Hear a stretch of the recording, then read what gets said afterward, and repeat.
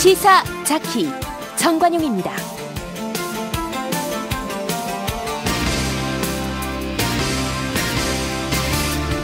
여러분 안녕하십니까, 정관용입니다.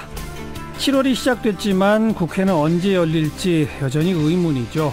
이런 상황 보면서 국회가 실업자 300명에게 수당 주는 대기소냐, 이렇게 강력하게 문제제기하는 정의당의 김종대 의원, 잠시 후에 만나보겠고요. 오늘 2부 시간에는 은수미 성남시장을 연결하겠습니다. 오는 9월부터 정부가 지급하는 아동수당, 소득 상위 10%는 제외하고 지급하죠. 그런데 성남시는 소득 수준과 관계없이 모두에게 지급하겠다. 그리고 현금이 아니라 지역화폐로 지급하겠다. 이래서 논란입니다. 특히 지역화폐 지급에 대해서는 반대 여론도 지금 만만치 않은데요. 은수미 시장의 입장 직접 들어보고요. 그리고 37년 동안 가정폭력에 시달리다가 결국 남편을 살인한 아내에게 대법원이 징역 4년형을 확정했습니다. 정당방위를 인정하지 않았다. 이 점에서 전문가의 문제제기가 있네요. 그 의견 좀 들어보겠고요. 매주 월요일 꾸며드리는 이슈 토크 시간, 오늘부터는 이 페미니스트 서울시장 후보로 출마해서 파란을 일으켰던 녹색당의 신지혜 서울시당 위원장과 시사평론가 장혜찬 씨와 함께하겠습니다. 잠깐 광고 듣고 시작하죠.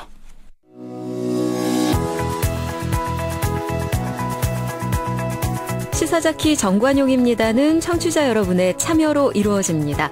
단문 50원, 장문 100원의 정보 이용료가 부과되는 문자 샵 1212로 보내셔도 되고요.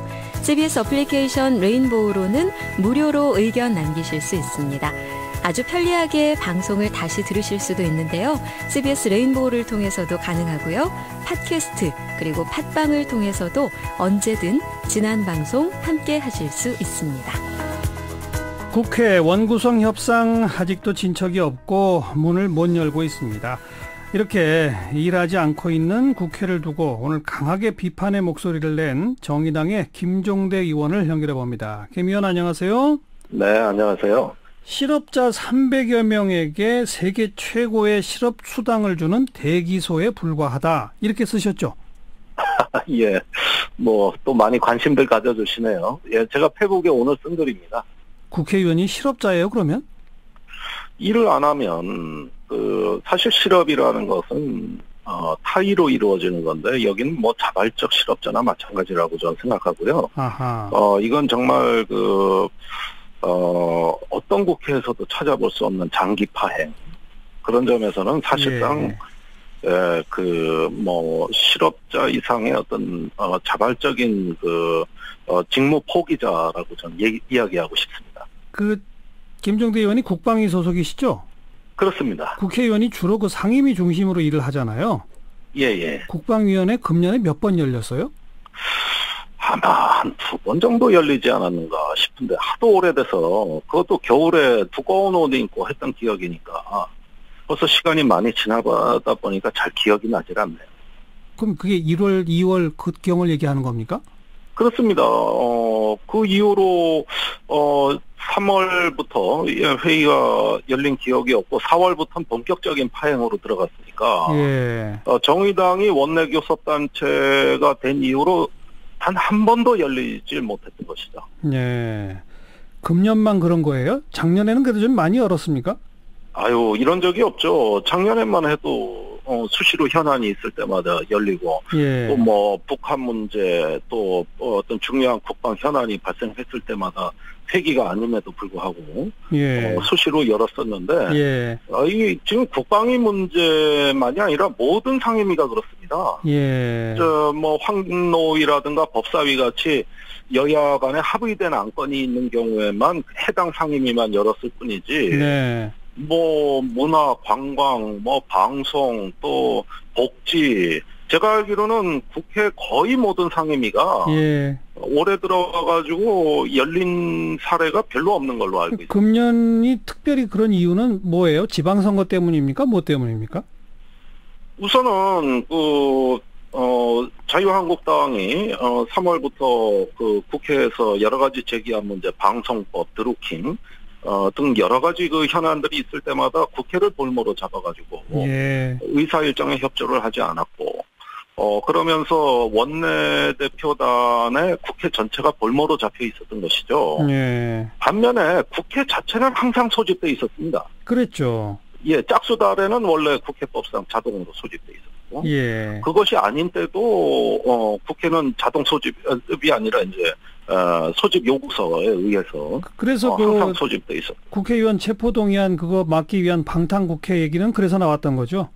그렇습니다. 그러니까 국회가 자동적으로 소집됐을 때는 의사 일정에 협조가 안 돼가지고 파행이 있고, 예. 국회가 또 소집됐을 때는 이번에는 방탄국회로 진행이 되면서 모든 의사 일정이 정지됐고, 예. 그러니까 열려도 일 안 하고 안 열려도 일 안 하고, 예. 뭐 어떤 경우에든 일할 수 있는 기회는 없었다고 봅니다. 앞으로는 어떻게 했어요? 이제 하반기 원구성 뭐 조만간 전망이 보입니까?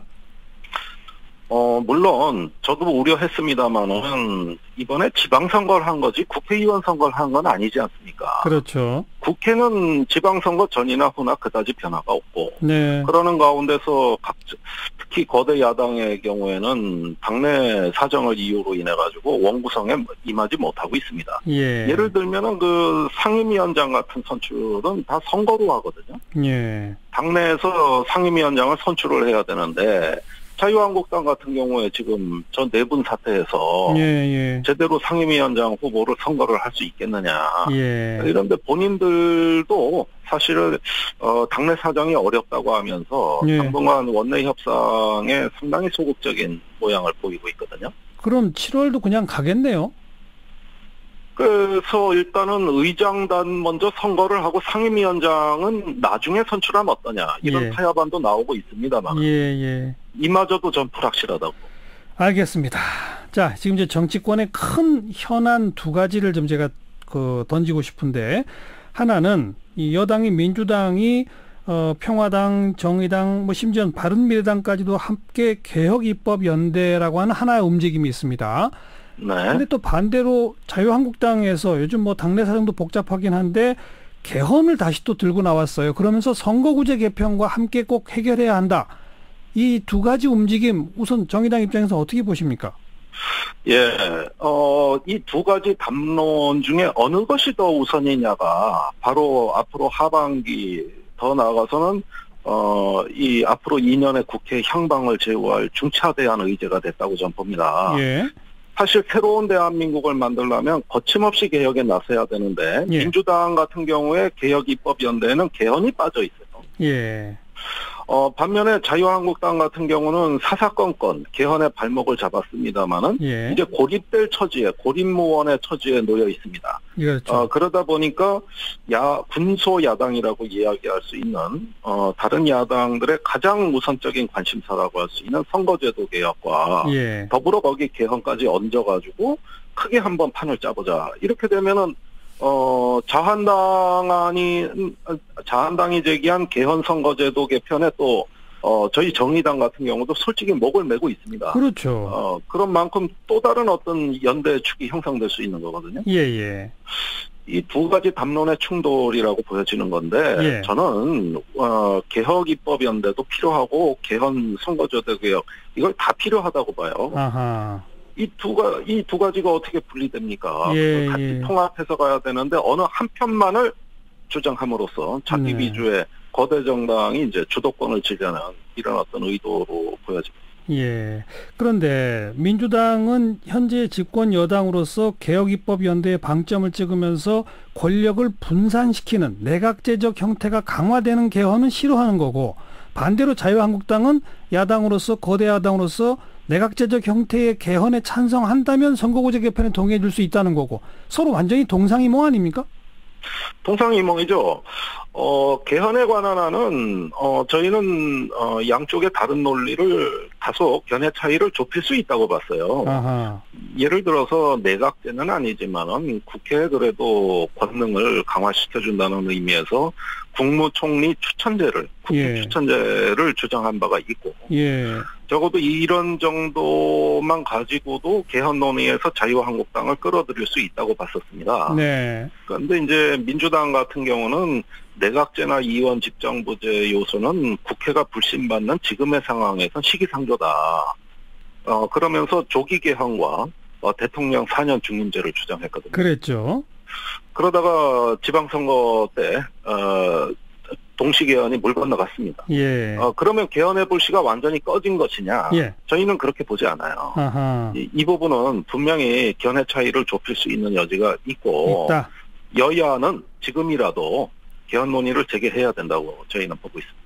예컨대 자유한국당 같은 곳이 총리 추천제 정도의 합의 동의를 해주면 더불어민주당은 총리 추천제를 받으면서 대신 개혁 입법을 통과시켜 줄 것을 빅딜을 요구하는 뭐 이런 그림도 가능한 겁니까?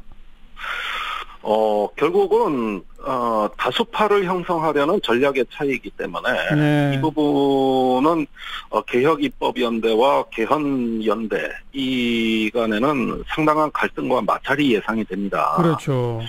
사실 정의당과 같은 개혁 야당, 작은 당 입장에서는 두 가지가 다 절실하다고 보고 있는데 그렇죠. 이렇게 큰 당이 반씩 쪼개서 상대방을 배제하기 위한 논리로 이걸 주장하게 되면은 이거 예. 정말 앞으로 장기적으로 또 갈등이 불가피해지고 국회 정상화가 요원해지는 거 아니냐. 불안하게 짝이 없죠. 네, 그래서 네. 제 생각에는 한 발씩 기권을 좀 내려놓고 네. 두 가지 다 새로운 대한민국을 만들자고 하는 건데 건설적이고 생산적인 대화를 시작해보면 어떨까. 네. 거기에서 아마 다당제 효능이 발휘될 거라고 봅니다. 네. 적어도 이런 입장은 민평당, 바른미래당도 같은 입장이기 때문에. 그렇겠죠. 예, 그럴 때 이제 그 거대 1, 2당이 아닌 나머지 야당들의 목소리가 중요해진다. 알겠습니다. 정의당 지지율이 10% 넘겼잖아요. 네. 이제 좀 힘을 좀 발휘하셔가지고 거대 양당 한 발씩 물러서서 개혁 입법과 개헌을 함께 추진하는 그런 모습 좀 만들어 주시기 바랍니다. 예, 노력하겠습니다. 고맙습니다. 네. 정의당의 김종대 의원이었습니다. 윤태곤의 뉴스 사이다. 윤태곤 실장 어서 오십시오. 네, 안녕하세요. 한동안 시끄럽다가 또 조용하더니 요 며칠 탁현민 청와대 행정관 이름이 거론되네요. 그러니까 이분이 자기 본업의 업무를 뭐 못하거나 사고를 쳐고 뭐 그런 거 아니고요. 본인이 사의를 표명하고 반려되는 과정이 주목을 받은 건데 상당히 독특합니다. 네, 본인이 먼저 사퇴 의사를 밝혔다는 그렇죠. 거죠, 그러니까. 청와대 내부에서 어떤 이야기가 오갔는지 모르겠지만은 탁 행정관이 지난 29일 자신의 페이스북 페이지에 맞지도 않는 옷을 너무 오래 입었다 이런 글을 올렸어요. 그러니까 이거 뭐 사임하는 건가 다들 그렇게 보니까. 그러니까 사표를 냈다는 거죠. 그렇죠. 다음 날에는 청와대 출입 기자들한테 장문의 문자 메시지를 보냈습니다. 이제 행정관이 이게 기자들한테 단체로 문자 메시지 보낸 거 처음 봤는데. 그러게요. 이제 정말로 나가도 될 때가 된 것 같다. 애초에 6개월만 약속하고 들어왔던 터라 예정보다 더 오래 있었다고 생각했다. 이러면은 다들 나가기로 했구나. 그래서 알리는구나. 그렇게 받아들이거든요. 그러게요. 그런데 그 다음 날인 이제 1일 어제죠. 김의겸 청와대 대변인에 따르면은 임종석 비서실장이 탁 행정관에게 가을에 남북 정상회담 등 중요한 행사가 많다.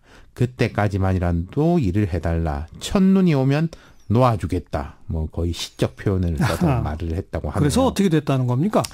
오늘 출근했답니다. 그러니까 이게 청와대 관계자가 그럼 이거 뭐 정리가 된 거냐? 그러니까 본인한테 물어봐라 이렇게 대답을 했다네요.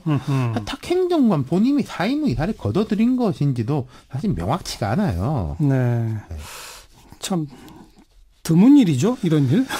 탁 행정관이 청와대 의전비서관실 선임 행정관으로 행사 기획을 담당합니다. 말하자면 청와대 행사의 프로듀서 격이죠. 예. 청와대 내부는 물론이고 외부 야당에서도 탁현민이 일 못한다 이런 사람은 없어요.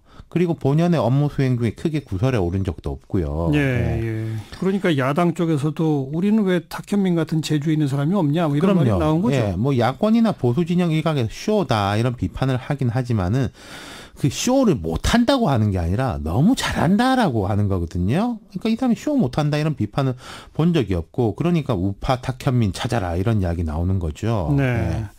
그리고 일을 잘해서 그런지 모르지만 대통령 신임도 매우 두텁다는 거고.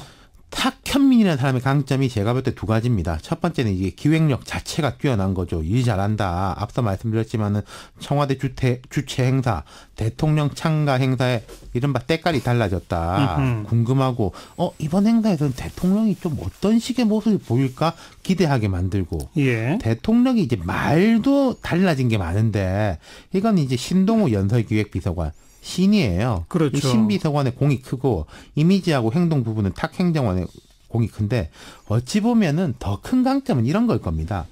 대통령님 뭐 이렇게 저렇게 하셔야 합니다. 아니 그거보단 이게 낫습니다.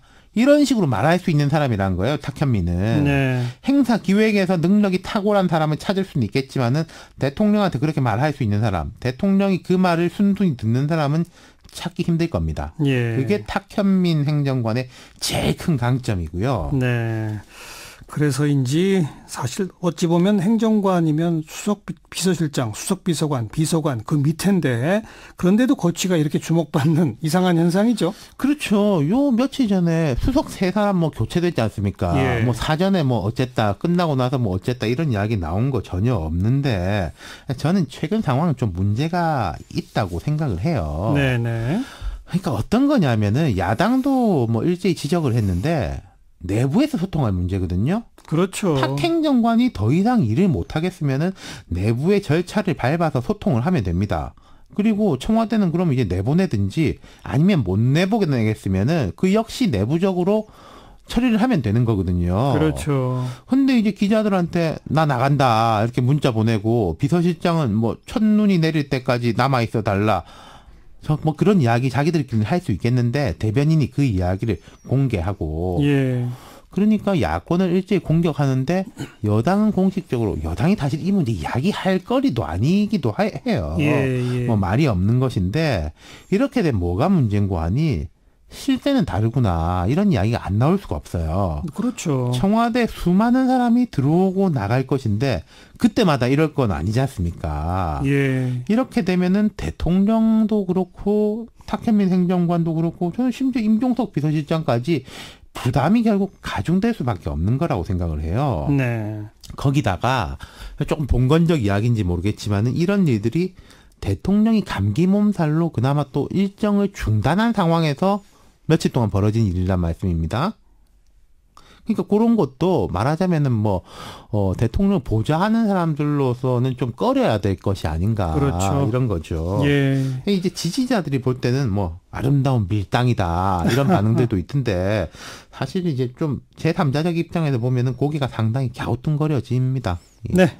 수고하셨습니다. 감사합니다. 윤태곤 실장이었어요.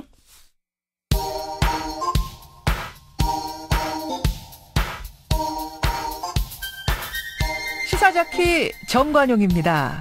여러분은 지금 CBS 라디오와 함께하고 계십니다. 저는 출근길 김현정의 뉴스쇼 김현정입니다. 오늘 하루 화제가 된 여러분들이 많이 검색해본 뜬 뉴스들 정리해드립니다. 프레시안 이명선 기자 어서 오세요. 안녕하세요. 오늘 많이 검색된 인물들은 누가 있어요? 17살 축구선수 이강인 군과 안희정 전 충남지사 비서였던 김지은 씨 이렇게 두 사람이 오늘 하루 종일 검색어 상위권에 올라와 있습니다. 먼저 이강인 선수는요. 현재 스페인 발렌시아 CF 메스타야 팀에서 미드필더로 뛰고 있습니다. 그런데 스페인 축구협회가 이강인 선수의 귀화를 계획하고 있다 이런 현지 언론의 보도가 나오면서 누리꾼들의 관심을 끌었습니다. 그만큼 이강인 선수가 잘하니까 스페인이 탐낸다 이런 그렇습니다. 얘기인 거죠? 네. 특히 이강인 선수는요. 5월 말 6월 초 치러진 21세 이하 국가대항 축구대회인 2018 툴론컵에서 중거리포와 프리킥으로 3경기에서 2골을 터뜨리면서 실력을 인정받았습니다. 네. 프랑스 통신회사는 어제 자체 스포츠 기사에서 의심의 여지가 없는 한국 최고 선수였다. 23세 이하 대표팀이 참가하는 2018 자카르타 팔렘방 아시안게임에서도 당연히 경쟁할 만하다라고 극찬했습니다. 이번 아시안게임에도 출전하나요? 일단 김학범 아시안게임 대표팀 감독이 대표팀 합류에 연령 제한은 없다. 능력만 인정되면 누구든 발탁할 수 있다라는 말로 이강인 선수 영입 가능성을 열어둔 상태입니다. 17살인데. 그렇습니다. 예. 이번에 러시아 월드컵 이후에 손흥민, 조현우 선수의 군입대 문제가 수면으로 떠올랐잖아요. 그렇죠. 그런데 이번 이강인 선수의 스페인 귀화설 또한 군입대와 무관하지는 않습니다. 아하. 월드컵과 달리 아시안게임은 한국이 금메달을 딸 경우 군 면제 혜택이 주어집니다. 네. 그리고 또 한 명 김지은 씨 오늘 그 재판 때문이죠. 네, 그렇습니다. 안전지사 공판을 방청석에서 지켜봤다고 하는데 서울 서부지법 303호 형사대법정 맨 앞줄에 앉아서 45분가량 진행된 공판 내내 자신이 가져온 노트에 재판에서 오가는 발언을 적는 등 꼼꼼한 모습을 보였습니다. 예. 검찰은 오늘 뭐라고 그랬어요? 두 사람의 관계에 대해서 검찰이 굉장히 강도 높게 단어를 사용하면서 말했는데요. 김 씨가 수행비서가 된 지 한 달도 되지 않은 시점에 러시아에서 일어난 업무상 위력에 의한 간음에 집약적으로 나타나 있다며 맥주를 가져오라고 해 간음했는데 이는 덫을 놓고 먹이를 기다리는 사냥꾼처럼 늦은 밤 심부름을 시켜 끌어들인 것이라고 말했습니다. 예. 또 성폭행이 아니라는 안전지사 측의 주장에 대해서도 검찰은 권력형 성범죄 피의자의 전형적인 모습이라며 나르시시즘적 태도일 뿐이라고 지적했습니다. 물론 여기에 대해서 변호인들은 또 강력 반발했겠죠. 그렇습니다. 재판을 더 지켜봅시다. 또 다음 검색건은 어떤 게 눈에 띕니까? 조울증과 백혈병 이 두 가지 병 이름이 눈에 띄었는데 네. 일단 조울증을 앓고 있는 한 20대 여성이 어제 달리는 고속버스 안에서 40대 남성을 흉기로 찔러 상해를 입힌 사건이 알려지면서 조울증이 오늘 오전 내내 검색어 타임라인을 달궜습니다. 전혀 모르는 사람이라면서요? 그렇습니다. 전혀 관계가 없는데 6개월 전 조울증 치료를 마치고 최근 들어서 불안 증세를 조금 보이다 집을 가출한 상태에서 통영에서 광양행 고속버스를 탔고 맨 뒷좌석에 앉아있다가 중간 좌석에 있는 그냥 아무도 모르는 남성을 향해 흉기를 휘두른 겁니다. 예. 현재 20대 여성은 범행은 시인하면서도 자세한 범행 동기에 대해서는 이야기하지 않고 있습니다. 그래서 조울증이 검색됐고 백혈병은 왜 검색됐어요? 삼성 반도체 대표 직업병 중 하나가 바로 백혈병인데 이를 해결하고자 삼성과 맞서온 시민단체 반올림이 오는 7월 4일 농성투쟁 1000일을 맞아서 삼성 포위의 날을 연다고 밝혀 백혈병인 새삼 검색어에 올랐습니다. 반올림은 삼성 직업병 문제에 대한 진정한 사과와 배제 없는 보상을 요구하면서 2015년 10월부터 현재까지 강남역 삼성전자 본관 앞에서 평일 저녁마다 촛불 집회를 열고 있습니다. 벌써 1000일이 됐군요. 그렇습니다. 예.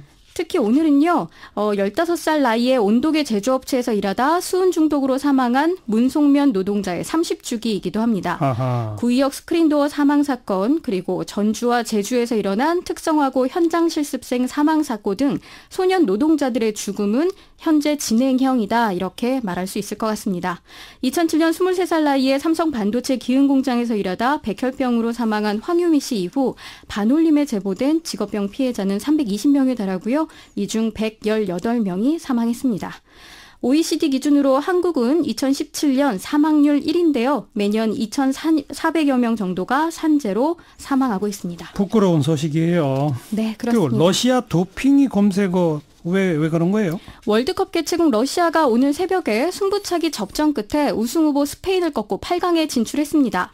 러시아 입장에서는 36년 만에 거머쥐는 월드컵 8강인 반면에 몇몇 나라와 언론에서는 러시아 선수들의 도핑을 의심하고 있습니다. 어허. 특히 미드필더 체리셰프 선수가 이번 대회에서 총 3골을 넣으면서 스타덤에 올랐는데 이 체리셰프 선수의 아버지가 올해 초 한 인터뷰에서 아들이 부상을 당했을 때 의사가 권유해 성장 호르몬 주사를 맞은 적 있다, 이렇게 말한 사실이 알려지면서 도핑 의혹이 예. 일파만파 퍼지고 있습니다. 평창 동계올림픽 때 공식 참가 못한 것도 다 이 약물 복용 때문이지 않습니까? 네, 그러니까 그래서 더 이런 얘기들이 나오는군요. 예, 러시아 도핑 의혹이 아니다, 합리적 의심이다라며 냉소적인 반응도 보이고 있습니다. 네, 수고하셨어요. 감사합니다. 프레시안 이명선 기자였고요. 1부 마치겠습니다. 잠깐 뉴스 들으시고 7시 5분 2부에 다시 봅니다.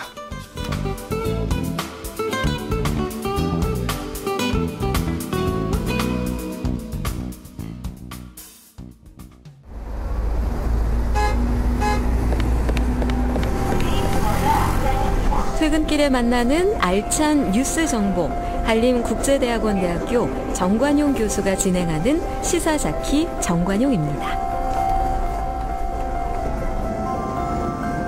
성남시가 오는 9월부터 지급될 그 아동수당, 이 현금이 아니라 지역화폐로 지급하겠다 해서 논란이 일고 있네요. 이 청와대 국민청원 게시판에 반대한다 이런 관련 글도 올라와 있다는데, 자, 새로 취임했죠. 은수미 성남시장의 입장 직접 들어봅니다. 은수미 시장님 안녕하세요. 예, 안녕하세요. 반갑습니다. 네. 늦은 감이 있지만 일단 당선 축하드리고. 감사합니다. 네. 뭐 태풍 대비 때문에 취임식도 못 하셨다고. 예, 취임식은 취소하고요.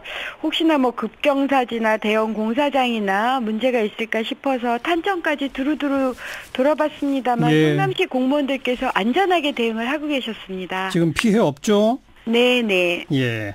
자, 그건 그렇고, 그 아동수당, 그게, 그러니까 0세부터 5세까지 그 소득. 월 10만 원이요. 월 10만 원. 맨 위에 네네. 상위 10% 소득만 떼고, 이거잖아요? 예. 그거는 성남시만 주는 게 아니죠? 전국적으로 주는 거죠? 그럼요. 그리고 성남시는 상위 10%를 빼지 않습니다. 그 상위 10%도 준다는 얘기입니까? 네네. 그건 왜 전액 그렇습니까? 지급할 겁니다. 그건 왜 그렇습니까? 원래 문재인 정부는 전체에게 주는 걸 목적으로 했었습니다. 예. 근데 이제 국회에서 상위 10%를 뺐는데요. 예. 사실은 뭐 상위 10% 소득이라면 가구당 한 6천에서 7천만 원인데 네. 그런 분들도 세금 다 내시고 기여를 하고 계십니다. 예. 그럼 이건 보편적으로 아동을 위해서 하는 것이기 때문에 굳이 상위 10%를 뺄 필요가 없고요. 예. 사실은 상위 10%를 검색해내느라고 아하. 그 행정 비용이 그냥 드리는 돈과 거의 비슷비슷합니다. 네. 그래서 저는 이번에 국회에서 한번 재논의를 해주십사고 여러 번 부탁을 드린 바도 있습니다. 네. 하지만 전국적으로 다 주는데 성남시만 전부 다 준다? 이것도 좀 논란이 있지 않을까요? 아니요. 저는 여러 번 이건 또 여쭤봤었는데 전혀 그렇지 않더라고요. 그리고 특히 이제 상위 소득이 좀, 그러니까 제가 확인해봤는데 상위 10%에 해당하는 아동이 분당구는 한 20%, 수정구는 한 6%, 중원구는 한 3% 되세요. 아하. 그래서 이제 분당구가 많잖아요. 그렇죠. 그래서 분당구 쪽에 좀 의견을 들어보기도 했는데 분당구 분들도 오히려 전액 주는 게 맞다고 본다. 그다음에 심지어는 이제 무상급식을 많이 요구하셨어요. 고교 무상급식까지. 그래서 이제 복지를 경험해 보시면서 생각이 달라지신 거죠. 일단은 다 보편적으로 아이들에게 주고 그걸 이제 많이 버는 분들은 세금으로 더 기여를 하시면 된다는 생각들을 요즘은 많이 하시는 것 같습니다. 그 자유한국당은 당장 이거 뭐 박능호 장관하고 사전에 입 맞춰서 아동수당 100% 전면 지급 단계적 전략으로 성남시가 먼저 하는 거 아니냐 이렇게 얘기했던데 뭐라고 답하시겠어요? 그게 아니라요. 원래 문재인 정부 공약은 100%였습니다. 글쎄 그건 그렇지만 국회에서 논의 끝에 아무튼 절충한 거 아니겠어요? 절충했다 하더라도 저는 왜 10%, 그러니까 나머지 90%니까 한국 사회가 아무리 1%가 혹은 10%가 전체를 좌우하는 사회일지라도 우리가 통합이나 융합의 측면에서 본다면 그걸 또다시 선을 긋는 이런 행정은 좀 안 하는 게 맞고 더군다나 행정 비용이 더 들어요. 그래서 그건 전국적으로 집행은 각 지자체, 기초자치단체가 하는 겁니까?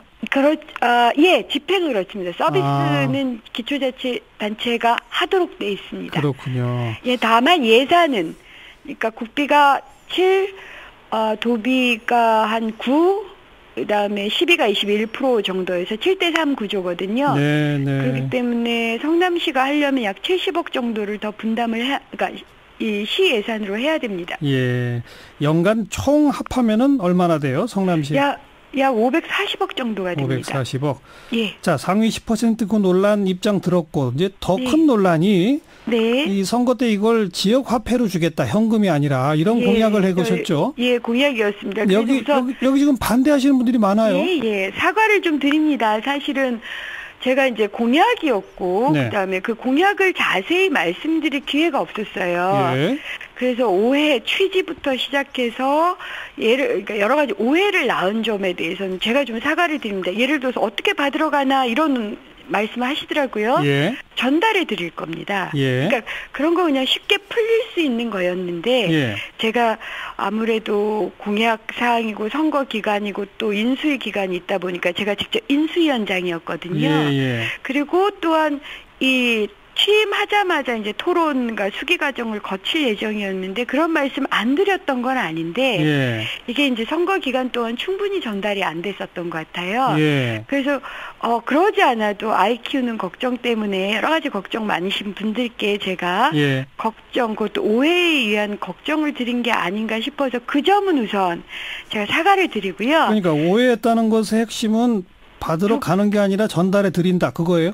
우선 이제 그런 여러 가지 테크니컬한 문제는 다 해결이 좀 어느 정도 될 것 같아서 그건 좀 추후에 말씀드리면서 그리고 제가 왜 이걸 하게 됐는가를 좀 말씀을 드려야 될 것 같아요. 예. 왜냐하면 제가 청와대 여성가족 비서관으로 있을 때 사실 이 논의를 했었습니다. 예. 그래서 이제 저희들의 저희 기본 고민은 이거였습니다. 요즘 대기업 갑질 이런 거 굉장히 화내시잖아요. 그렇죠. 그다음 한국 사회가 부익부 빈익빈 구조 1% 혹은 10%가 우리를 좌우하고 있다. 이런 것도 굉장히 걱정하시잖아요. 예. 그다음에 우리 아이도 카페 주인도 될 수 있고 빵집 주인도 될 수 있는데 이런 지역 경제나 지역 공동체가 무너지고 있다. 이런 걱정도 많이 하세요. 예. 그래서 불매운동도 했었고 그다음에 지역의 소상공인들이나 자영업 하시는 분들이 여전히 머리띠 매세요. 예. 대형 쇼핑몰 들어오고 그러면. 예. 그런데 그럼에도 불구하고 이 기울어진 운동장이 점점 더 심화되고 있죠. 양극화나 불평등이. 네. 그래서 전체 소득은 늘어나고 있는데 실제로 직장인과 자영업을 합한 우리 일반 시민들의 소득이 잘 안 늘어나고 있습니다. 그렇습니다. 예, 그러니까 빨대가 꽂혀 있다 이런 거죠. 그러니까 지역 경제를 키우는 게 자영업자들이나 이런 데 좋다. 아니 뿐만 아니라 우리 아이를 위해서 좋습니다. 예. 그러니까 이 지역 카페나 원래 이 의도는 우리 아이들의 미래를 위해서도 우리 아이들도 대기업에 입사만 하는 건 아니지 않겠습니까? 창업도 많이 하고 예. 빨대가 10개가 있다면 예. 그중에 지역 카페를 통해서 한 2-3개의 빨대를 없앨 수 있다. 예. 그러면 우리 아이가 사는 이 공동체의 미래가 보장이 되는 것이어서 지금 당장의 아이뿐만 아니라 이제 공동체의 미래까지를 보장한다.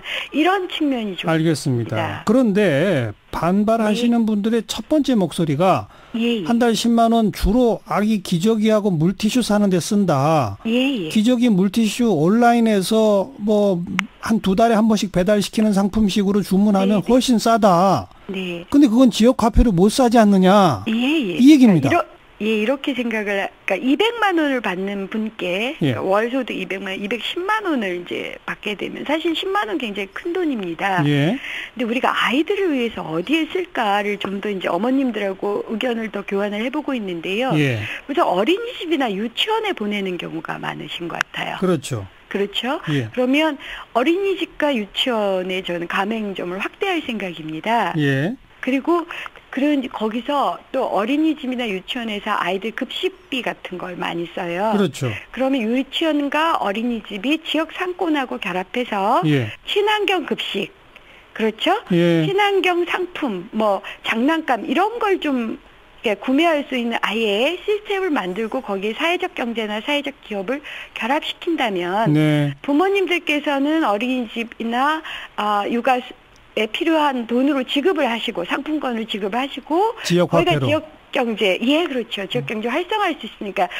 그러니까 제가 아직 온라인이나 이런 건 지역 온라인이나 이런 걸 적극적으로 만들어 볼 생각입니다. 근데 그건 좀 시간이 걸리기 때문에 저희들이 우선 전달을 해드리고, 그러니까 직접 직장이든 집이든 원하는 곳으로 전달해드리고 그 전달 때문에 또 일자리가 소일거리지만 늘어나게 되는 것 같아요. 한 230분 정도가 필요하더라고요. 알겠습니다. 그리고 그런 상품권을 추후에는 지역 화폐로 바꿀 겁니다. 모바일로. 그러면 이제 수령의 문제는 없어질 것 같아요. 그다음 그래도 불편하셔서 인센티브를 1% 드리고, 그러니까 10% 드리고, 그래서 11만 원을 지급해드리고 가맹점을 유치원, 어린이집, 산후조리원 등등. 사실은 어쨌든 카드나 현금으로 쓰셔야 되는 곳이 있거든요.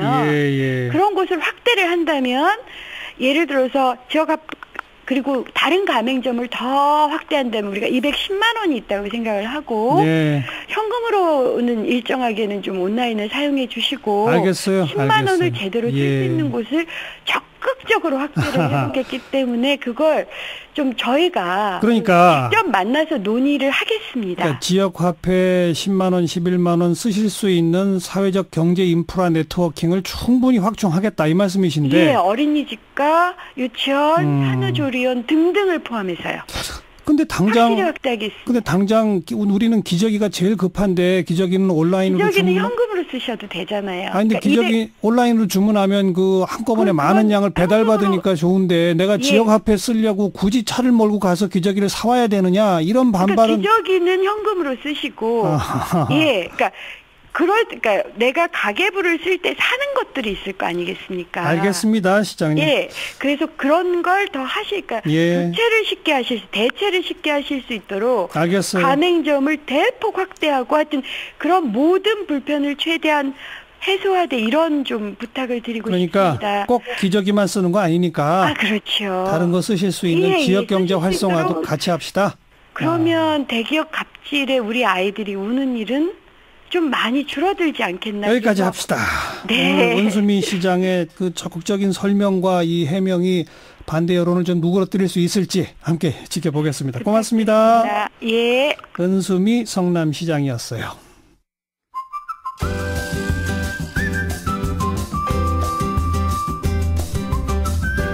지금 여러분께서는 한림국제대학원대학교 정관용 교수가 진행하는 CBS 라디오 시사자키 정관용입니다를 듣고 계십니다. 자, 37년 동안 가정폭력에 시달리다가 특히 또 그 범행 당일날도 역시 가정폭력을 당하다가 남편을 때려서 숨지게 한 60대 여성이 있습니다. 계속 정당방위를 주장했습니다만 인정되지 않아서 결국 징역 4년형 대법원에서 최종 확정됐네요. 자, 이 범죄 전문가 경기대 범죄심리학과 이수정 교수께서는 이것 좀 고민해봐야 할 논란거리다 이런 주장을 펴시는데요. 이수정 교수 안녕하세요. 네, 안녕하십니까. 먼저 제가 간략히 소개했는데 조금만 더 부연 설명해 주시면 어떤 사건인지. 네, 2017년 3월에 일어난 사건이고요. 강원도 어떤 지역에서 일어났는데 지금 이 부부는 37년을 함께 살면서 지금 뭐 일방적으로 여성이 이제 그 폭력 피해를 장기간 동안 당했습니다. 예.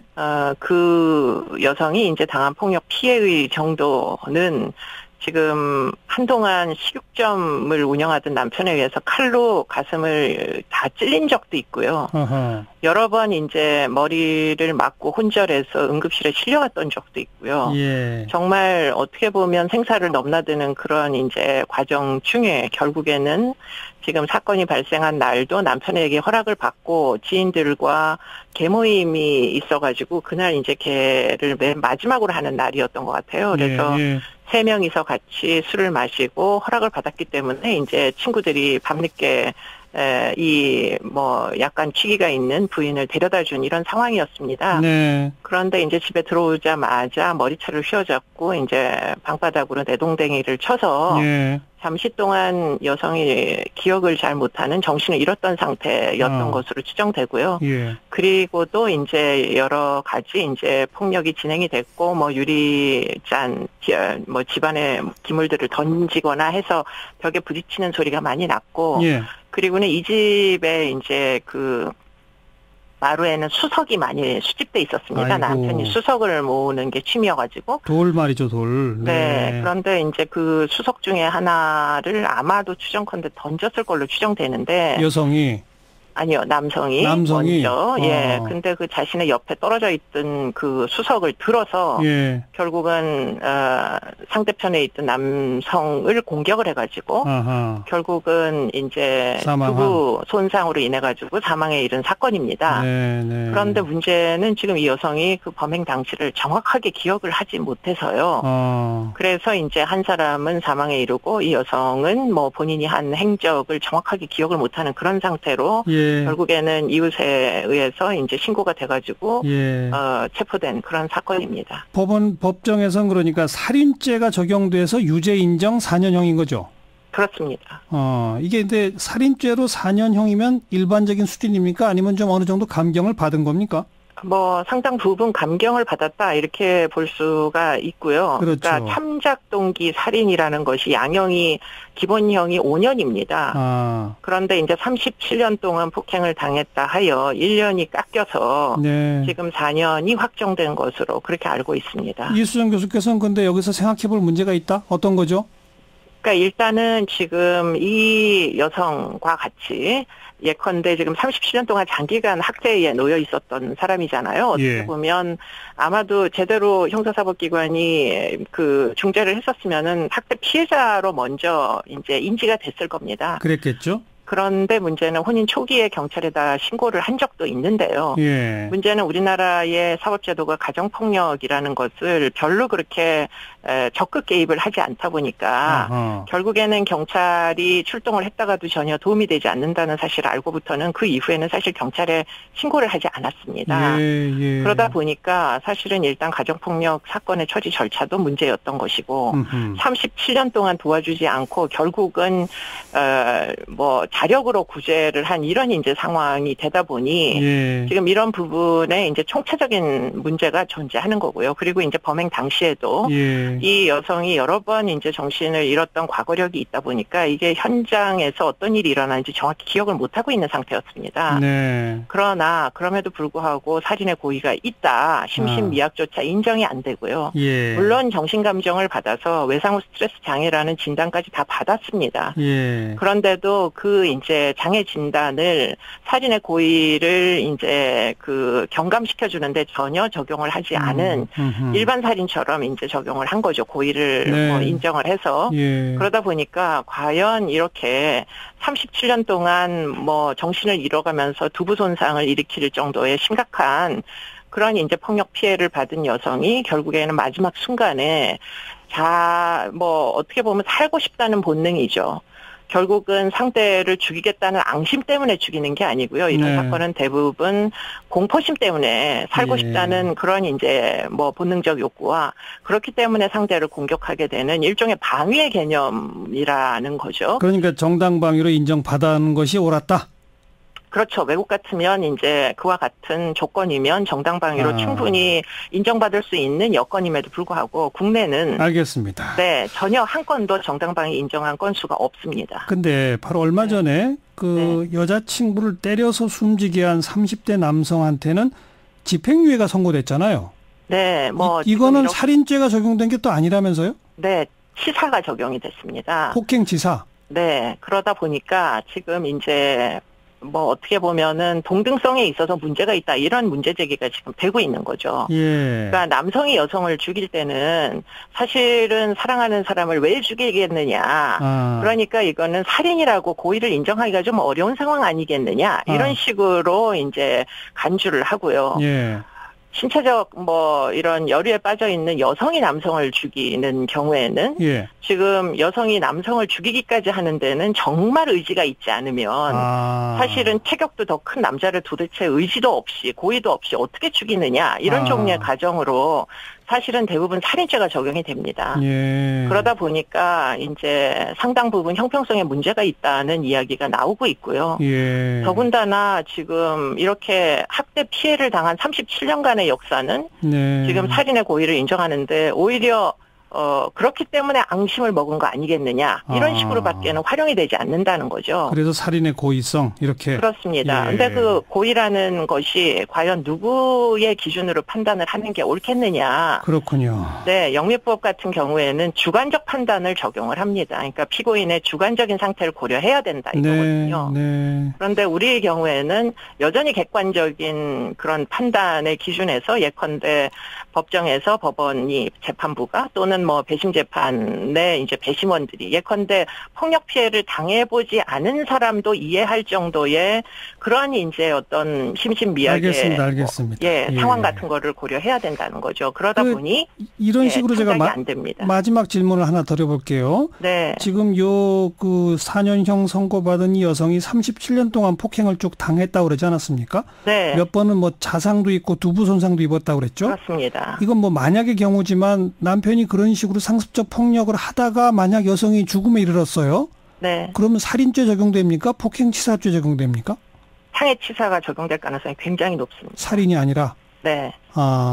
왜냐하면 이미 판례들이 존재하기 때문에 그런 그러니까 이 대목은 좀 우리 고민해봐야 되겠습니다. 항상 때리던 사람이 때리다 숨지게 하면 상해치사죄인데 맞던 사람이 어떻게 하다가 사망에 이르게 하면 살인죄다. 현재 우리는 그렇다는 거죠.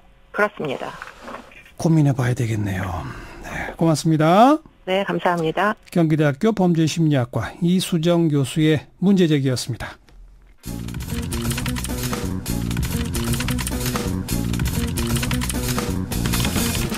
김민아의 시사위키. 김민아 기자 어서 오세요. 안녕하세요. 시사위키 오늘 첫 번째 항목은 부엉이 모임입니다. 어제 채널A 단독 보도에 따르면 더불어민주당 소속의 일부 의원들이 부엉이 모임이라는 이름의 조직을 만들어서 텔레그램 이런 메신저들을 활용해서 전당대회 관련 문제를 논한다고 하는데요. 이게 무슨 맥락인가 한번 짚어보겠습니다. 왜 하필 근데 부엉이랍니까?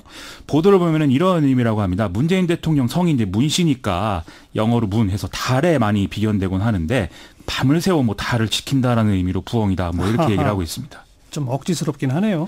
여기서 제가 약간 좀 신경이 쓰이는 게요. 부엉이 얘기가 지금 처음 나오는 게 아니거든요. 아시는 분도 있을 텐데 이해찬 의원 팬클럽 이름이 또 대장부엉입니다. 그래요? 이게 당시엔 좀 얼굴 때문에 대장부엉이 같다. 이게 부엉이상 아니냐 이런 생각도 많이 했는데요. 2008년 촛불 시위 이후에 정치에 관심을 갖게 된 네티즌들이 여기에 대거 가입하는 일도 있고 했습니다. 이게 그래서 이걸 의도한 건지 뭔지는 모르지만 어쨌든 이게 좀 흥미로운 대목이 아닌가 이런 생각입니다. 근데 어쨌든 부엉이 모임에서 어떤 일을 하겠다는 겁니까? 핵심은 당대표 후보의 교통정리를 한다 이 얘기인데요. 이른바 친문으로 분류가 되는 당대표 후보자들이 난립할 조짐이 보이니까 이거 그냥 두면 당 주류가 마치 대표직을 놓고 분열해서 싸우는 그런 모습이 되지 않겠습니까? 그래서 그런 모습이 노출되면 곤란하니까 마쿠에서 조정을 하자는 취지로 이런 모임이 있는 거다 이런 얘기죠. 마쿠에서 조정을 해서 누구한테 몰아주자는 거예요? 그러니까 결국은. 이게 이제 오늘까지 보도 내용을 종합하면은 이 부엉이 모임 내에서는 이제 전해철 의원 지지가 다수인 것 같다 이런 보도들이 나오고 있는데요. 아시다시피 최재성 의원의 경우에는 이 전해철 의원하고 단일화하겠다 이 의사를 적극적으로 피력을 하고 있죠. 또 전당대회 출마 의사가 지금 있는 걸로 지금 보도가 되는 박범계 의원의 경우에는 단일화를 안 한다. 그런 건 바람직하지 않다. 이런 입장을 또 고수하고 있어서 관건입니다. 지금 언급한 전해철, 최재성, 박범계 이런 분들보다 훨씬 지금 더 주목되는 게 이해찬, 김부겸 이런 쪽 아닙니까? 그렇습니다. 그래서 어떤 사람들은 결국 차기 여당 대표는 이해찬이냐 아니냐 이 문제 아니냐 이렇게 얘기하기도 하는데요. 이게 이해찬 의원 출마가 공식화되면 자연스럽게 다 교통정리가 된다라는 게 여의도의 시각이라는 거죠. 다만 워낙 원로급 인사이기 때문에 부담스럽다 이런 여론을 지금 무시할 수 없다는 건데요. 그래서 좀 비유를 하자면 대장부엉이가 직접 나서기 전에 그냥 부엉이들이 한번 판을 정리해보자 이런 취지인 겁니다. 김부겸 장관은요? 김부겸 장관의 경우에는 지금 언론 인터뷰에서 대통령의 허락을 해야 이 당대표 출마를 할 수 있다 이런 취지의 얘기를 한 게 지금 역풍을 맞고 있는 그런 상황인데요. 이게 뒤집어 얘기하면은 김부겸 장관이 당으로 복귀하는 경우는 곧 문심을 얻고 오는 거다 이런 메시지가 되지 않겠습니까? 그래서 다른 당권 주자들이 그거 대통령이 전당대회에 개입한다는 얘기냐 이렇게 반발을 해서요. 김부겸 장관이 어제 페이스북을 통해서 장관 직분에만 전념하겠다 이런 입장을 내놓은 상태입니다. 개각에서 근데 만약 장관 바뀌게 되면 그러면 이제 나올 것이냐 안 나올 것이냐 이게 또 좀 계산이 오갈 수 있는데요. 다만 이런 점은 봐야 될 것 같습니다. 김부겸 장관이 지금 당내 주류다 이렇게는 볼 수가 없는 상황이기 때문에 뭔가 대권 주자를 키워낸다 이런 의미에서 전략적으로 당 전체가 좀 추대해주는 이런 분위기가 있지 않으면 나오기가 좀 쉽지 않을 거다 이런 얘기라는 거죠. 그렇기 때문에 이게 전당대회 때문에 개각 폭이 의외로 커질 수도 있다 이런 시각과 같이 주목해서 봐야 될 대목인 것 같습니다. 전당대회 때문에 개각 폭이 커진다? 이 전당대회 출마 인사들은 교통 정리하는 과정에서 여당이 입각을 제한하는 그런 일도 있을 수 있다 이런 시각인데요. 그런 맥락에서 현재 지금 존재감이 없다 이런 평가받는 장관들에 더해서 최근에 정치적 논란에 좀 휘말리고 있는 장관들도 개각의 대상에 포함될 수 있고 그러면 정치인 출신 장관도 늘어날 수가 있다 이런 전망이 이제 나오고 있는 건데요. 물론 이제 바꿀 사람은 바꿔야 되겠지만 좀 이런 정치적 접근은 좀 줄이는 게 좋지 않겠는가 이런 생각이 좀 듭니다. 게다가 대표에 나서지 않는 대가로 장관 자리를 줬다? 이런 식이 되면 곤란하죠. 그런 해석이 나오는 것 자체를 좀 경계해야 되는 상황입니다. 자, 시사위키 두 번째 항목은요. 국군 기무사가 세월호 참사 관련 문제에 조직적으로 관여했다는 사실을 보여주는 문건이 발견이 됐는데요. 국방부 사이버 댓글 관련 조사 TF 발표 내용인데 이 뉴스를 한번 짚어보겠습니다. 어떤 문건이에요? 문건 제목이 세월호 180일간의 기록인데요. 이게 뭐 세월호 참사에 대한 얘기가 아니라 자기들이 이 세월호 참사 기간 동안 무슨 공작을 했는지 뭐 이런 걸 적어놓은 문건이라는 거죠. 사고 발생 13일째에 이 세월호 관련 상황 파악을 위한 태스크포스를 구성을 했다고 그러고요. 약 6개월간 운영했다고 합니다.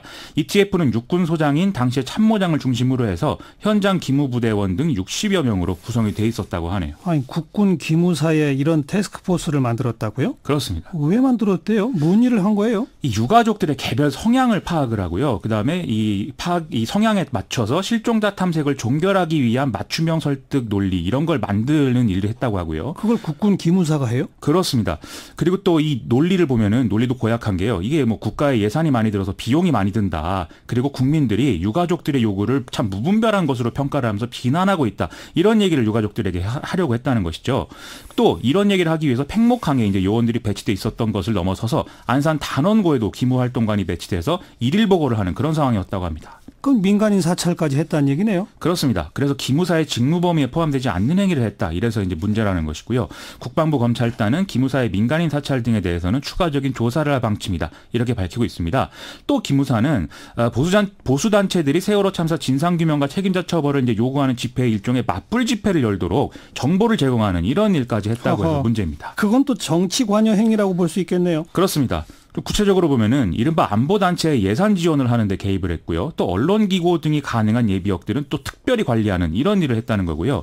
예비역 사이버 전사를 육성해서 인터넷에 댓글을 다는 등의 여론 개입을 지시를 했고 그다음에 이 특이한 게 이전 정권의 국방정책 담당자 등이 포함된 척결 명단 이런 거를 작성했다고도 하고요. 네. 또 전교조에 관여하고 있는 교육공무원들의 인적 쇄신 명단 이런 것도 만들었다는 것이죠.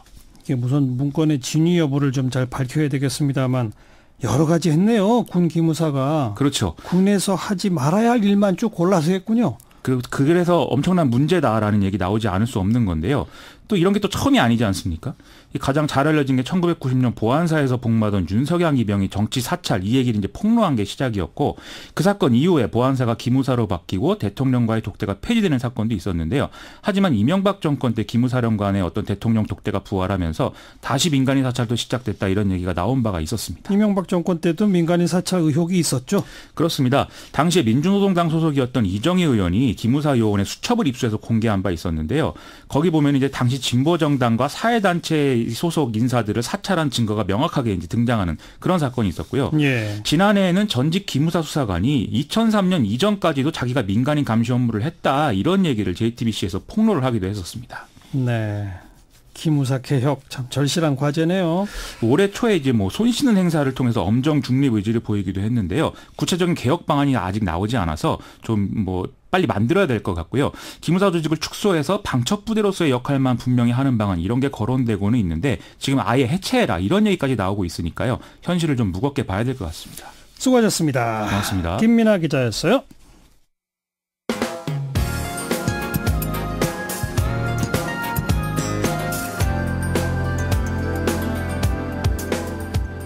친절하고 재미있는 시사풀이 CBS 라디오 시사자키 정관용입니다.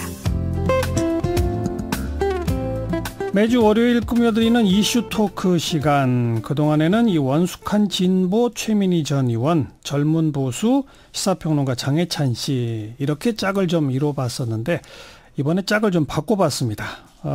젊은 진보와 보수 맞대결이라고 할까요? 이런 식으로요. 시사평론가 장혜찬 씨는 여전히 젊은 보수의 자리에 위치하고 계시고 젊은 진보 대표로 지난 지방선거 서울시장 후보로 출마해서 파란을 일으켰던 장본인이죠.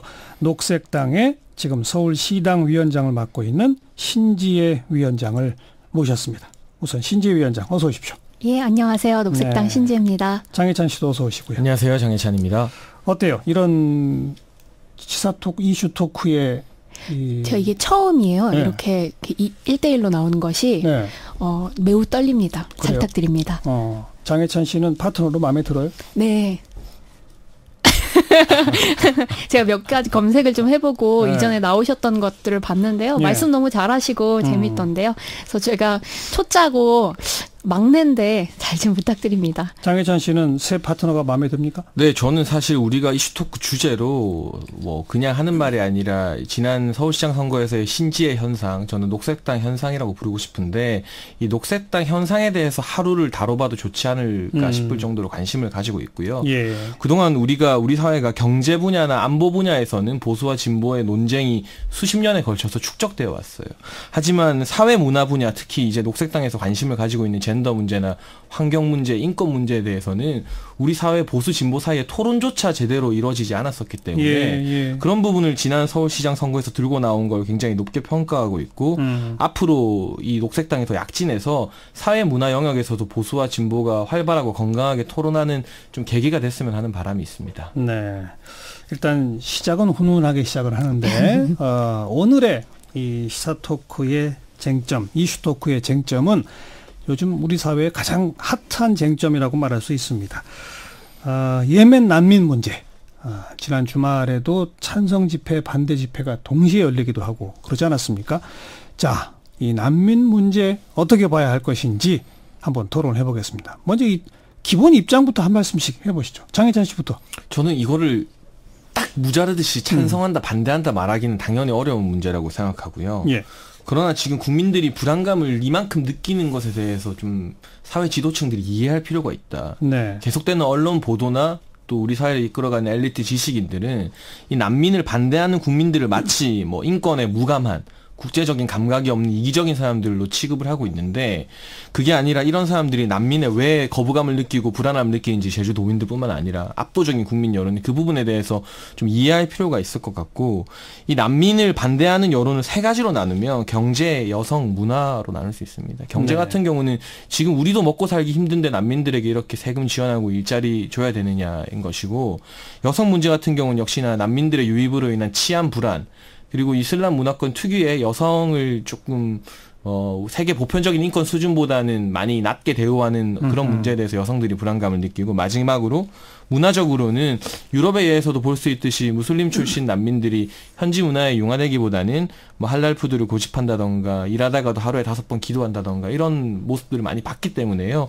이 경제, 여성, 문화 세 가지 영역에서 사람들이 충분히 불안감을 느낄 수 있고 그 불안감을 해소해주기 위해서는 오랜 시간에 걸친 논쟁과 토론이 필요한데 네. 지금 윽박 지르듯이 제주도 난민 안 받는 사람들을 뭣도 모르는 사람들 취급하는 일각의 분위기가 오히려 난민 논란을 더 키우는 것 같습니다. 별로 윽박 지르는 분위기는 또 아닌 것 같은데 아직은.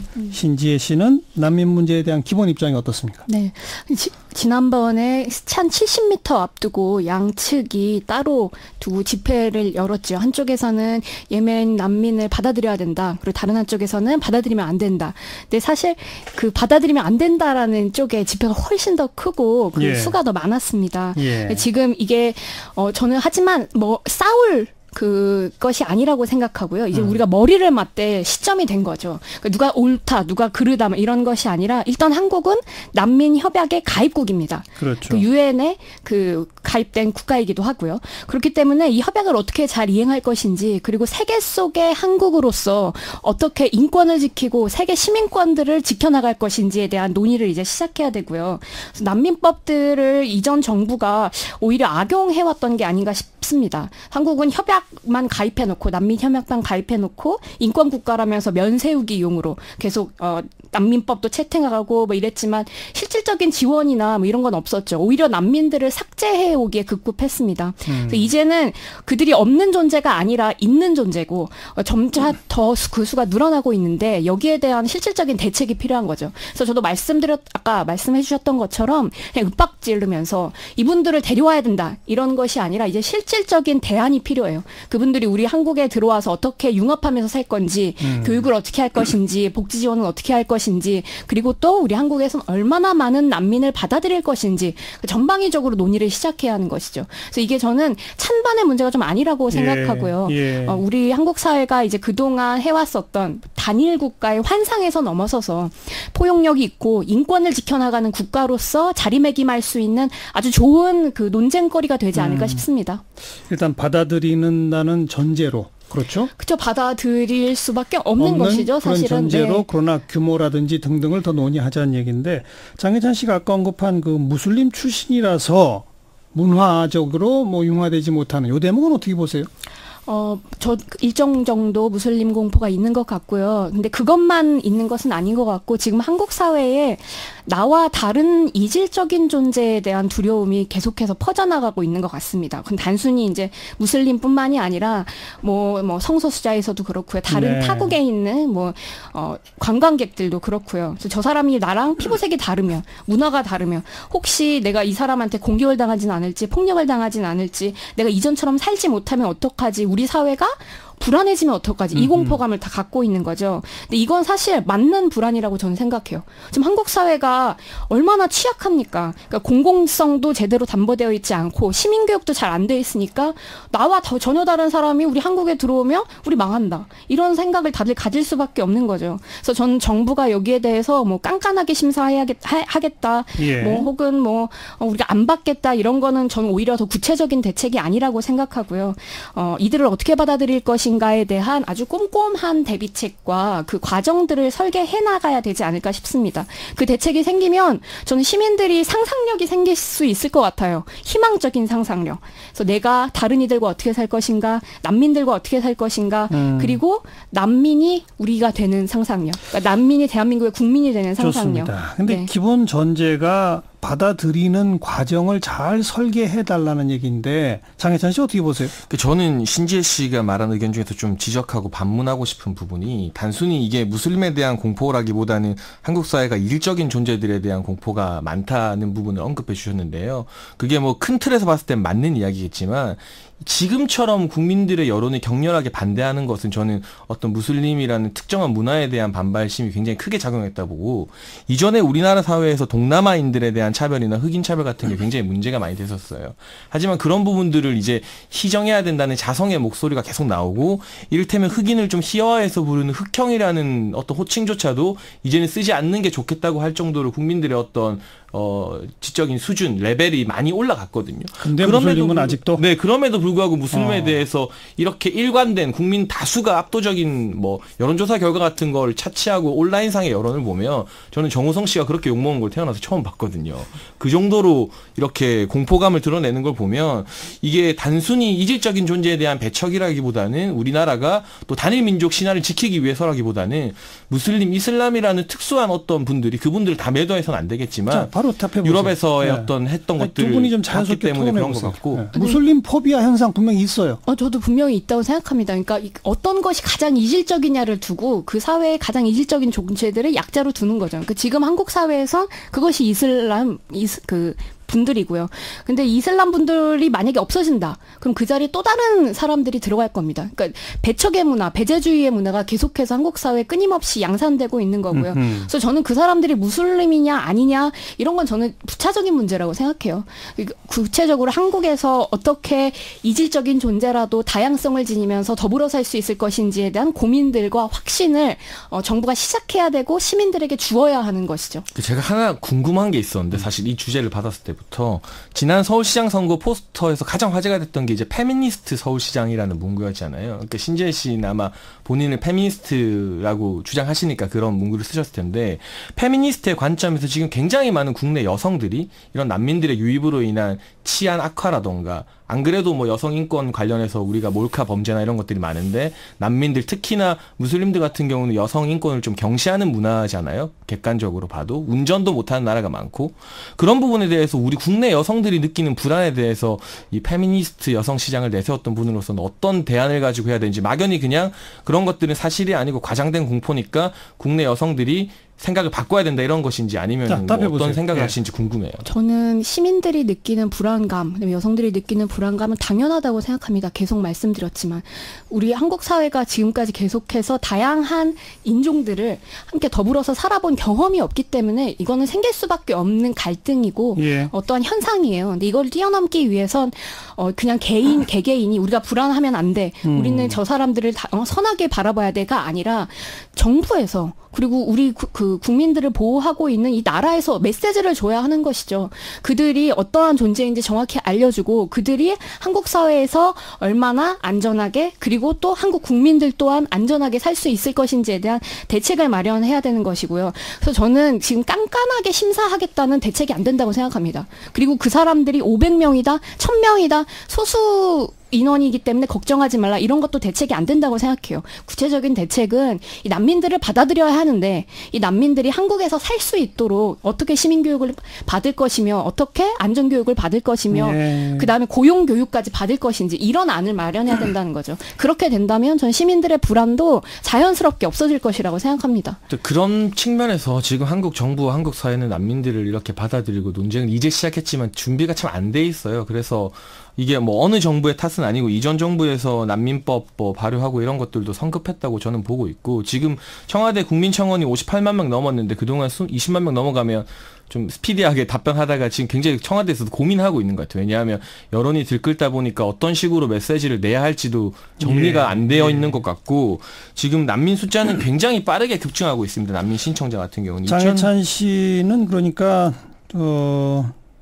현재 세계 각국의 난민협약에 가입되어 있는 나라들이 그 자기네 나라에 찾아와서 난민 신청 받아달라 요청을 받으면 인정해주는 비율 있잖아요.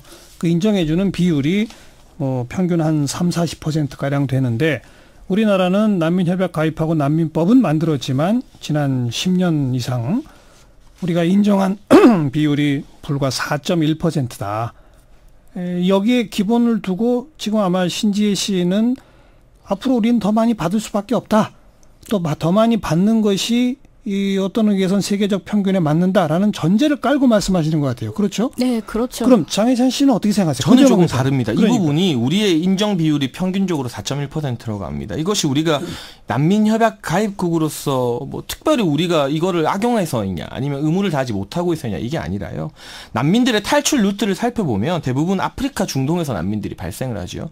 대한민국 같은 경우는 아프리카 중동의 인접 지역이 아니고 그동안 난민들이 탈출하는 주요 루트와도 상당히 거리가 있습니다. 대부분 뭐 지중해를 통해서 그리스나 이탈리아, 유럽으로 들어가는 경우가 일반적이었고 그것이 대다수의 난민들이 선호하는 루트입니다. 그런데 대한민국으로 온다. 네. 그러면 배는 일단 불가능하고요. 일단 기본적으로 비행기를 타고 와야 그렇죠. 되는데 이런 난민들 같은 경우는 정말 그 지중해 배에 실려서 중간에 막 배가 침몰하기도 하고 하는 이런 난민들과는 다르게 경제적 난민들의 비율이 상당히 높을 것이다라는 관측도 있고 경제적 난민 같은 경우는 난민 조약의 보호 대상이 아닙니다. 그렇기 때문에 우리의 어떤 지리적 특권이나 특성이나 역사적인 배경을 살펴봤을 때 우리의 난민 인정 비율이 낮은 걸 문제 제기할 수도 있지만 단순히 유럽과 비교해서 세계 평균과 비교해서 낮다고 볼 게 아니라 왜 낮은지 그만한 합리적 이유가 있다고 생각해요. 신지혜 씨는 어떻게 보세요?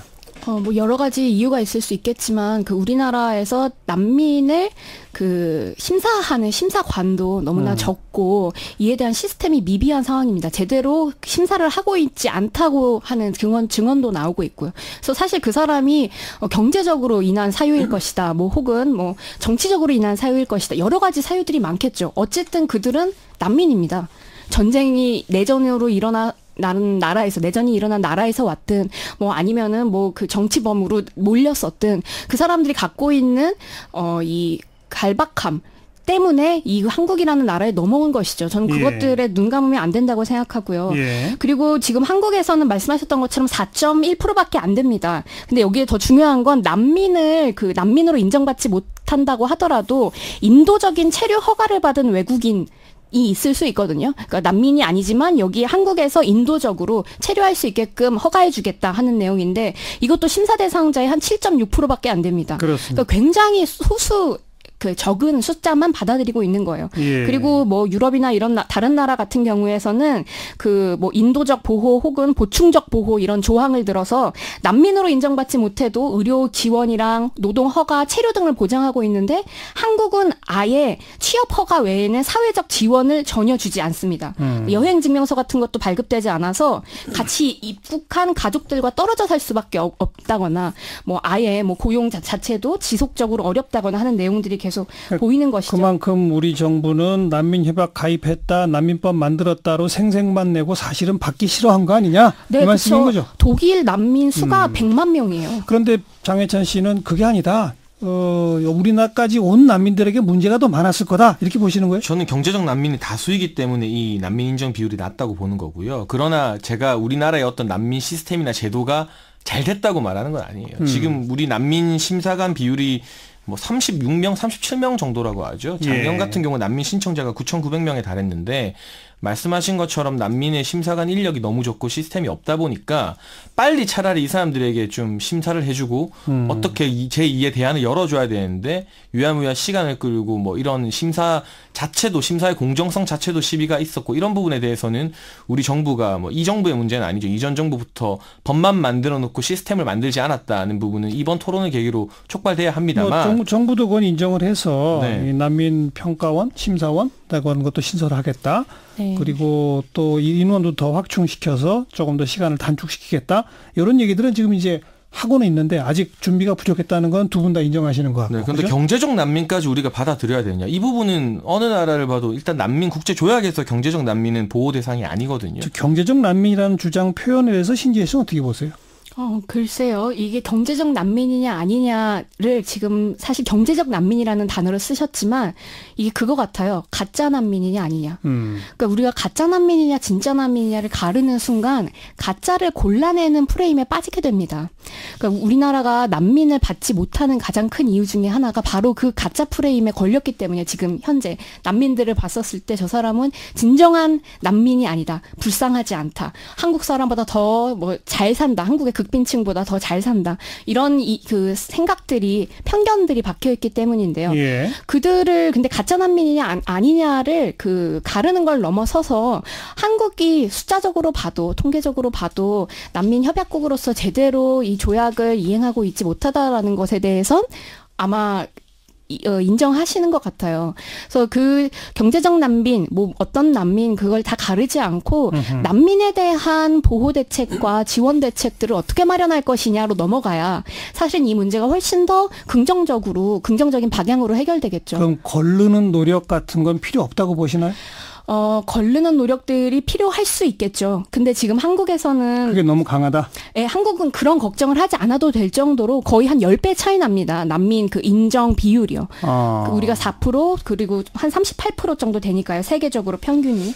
그러면 한국에선 이 걱정을 할 것이 아니라 이제 그 어떻게 걸러낼 거냐를 넘어서서 어떻게 함께 살 것이냐를 적응시킬 것이냐로 논의해야 되는 것이겠죠. 장혜찬 씨는 더 엄격히 거르자는 거겠죠? 저는 뭐 제도와 인도적 지원, 예를 들면 인도적 지원 이라는 부분은 심사를 받는 과정에 있는 사람들이 뭐 최하의 생활을 경험하지 않도록 그 부분에 대해서는 우리가 국제사회가 요구하는 평균적인 수준으로 올라갈 필요가 있다고 봅니다. 시스템도 확충하고요. 네. 하지만 분명한 원칙 아래의 지원과 우리 국내 국경으로 받아들이는 것이 필요하기 때문에 그 부분에 대해서 굳이 대한민국이라는 나라로 오는 난민들에 대해서 다른 이미 대한민국 사회를 이루고 있는 국민 다수가 동의할 수 있을 만한 엄격한 원칙과 기준을 충족하지 못한 사람이라면 단순히 우리나라에 찾아왔다고 해서 우리가 그들을 품는다면 그게 국경의 의미가 없어지는 거잖아요.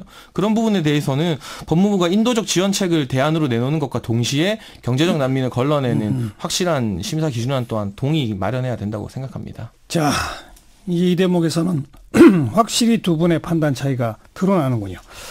청취자 여러분 어떻게 생각하십니까? 가짜 난민 가르기 프레임에서 벗어나서 일단 수용을 전제로 우리 사회에 어떻게 적응시킬 것인가를 고민하자는 주장. 아니다. 더 엄격하고 깐깐하게 심사해서 아무나 오지 못하도록 차단막을 쳐야 한다는 주장. 아마 이 둘 입장 사이 어딘가에 계실 것 같은데 어느 쪽이 더 많을 것 같습니까? 글쎄요. 장혜찬님께서 말씀해 주신 분이 좀 더 많지 않을까요? 저는 막 차단막을 치자는 것까지 아니었는데 네, 아무튼 그렇습니다. 자, 여러분께서도 한번 판단을 내려보시기 바라겠습니다.